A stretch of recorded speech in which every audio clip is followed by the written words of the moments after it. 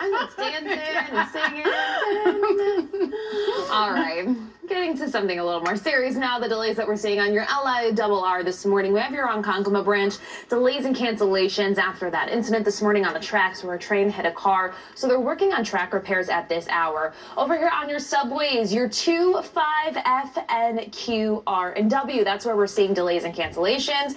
There are a few different reasons we're seeing that. All right, and let's take a look here at your Hudson River crossing times. Your George Washington Bridge, we're taking a live look at it. Look, it's really quiet and things are moving well. Your Lincoln Tunnel and your Holland Tunnel, this is a little long weekend, 80-degree weather weekend gift.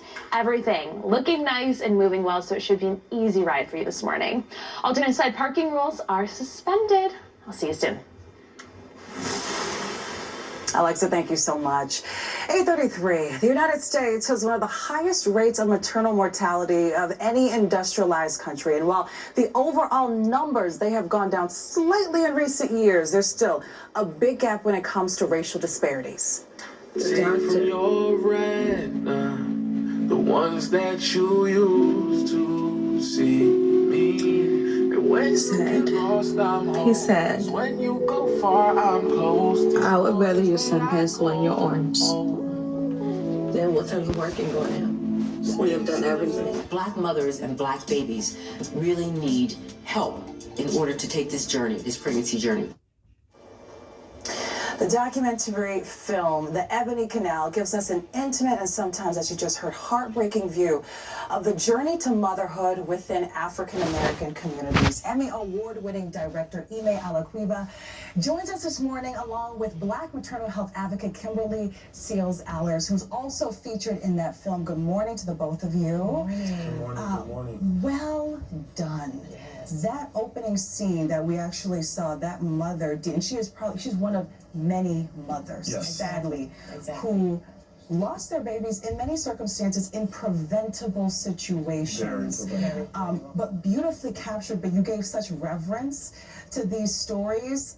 It opened as well, showing mothers in their most beautiful, capturing their maternity photos in the water. There's so much expectancy, yes, right? Pregnant with joy, pregnant with so much possibility, and then oftentimes that's stifled. Yes. In this film, though, we are confronted with mothers living without their babies as well living without their mothers. Yes. Why did you choose this avenue to talk about this overall crisis? Yes, as an artist, we have to do our job at telling the truth. Mm-hmm. And, this is my love letter to Black and brown women and birthing people around the world.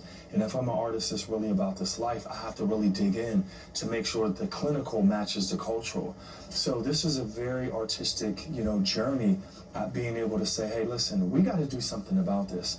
And it's just not one sector of individuals, but it's going to take all of us to be able to, be a champion for Mariah, for yes, Alana, for Larissa, for Rachel, and all the Black and brown mothers and birthing people.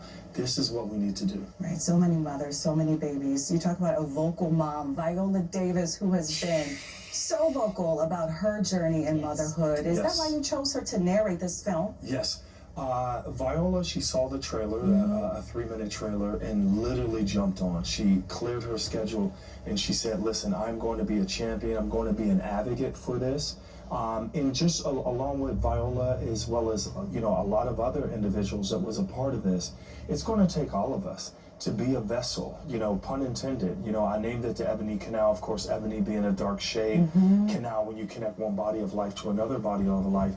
It's going to take all of us to come together and to really provide the foundation of a solution. Right. Kimberly, you've been in the advocacy space here for so long, talking about everybody coming together. You created a forum, an app, to do just that, because like you said in the film, the math isn't mathing when it comes to the progress that we hope to see.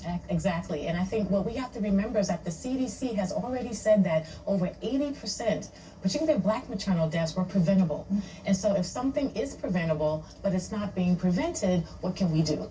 And this is why Ime's film is so important. Our stories are really a part of how we get to justice, right? Our stories, and whether they're being beautifully displayed through a film or the stories that we capture in the Earth app that we churn into data to work with hospitals here in New York City, but also all around the country, and to really drive more accountability and transparency. So we are capturing reviews, ratings, stories through the Earth app from birthing people, from new parents, from pregnant folks, and we use that so that people can search and see, what do other people like me say about my experience at this doctor, at this hospital. We can keep each other safe, we can inform each other, and then that back-end data now becomes a tool to transform systems, and that's the work that we're doing here in my city, but also all over the country. Absolutely. And we know these forums are very female-centered because mothers, they have the birth canal essentially, but fathers play such a crucial role, of course, in this process and support during and, of course, after.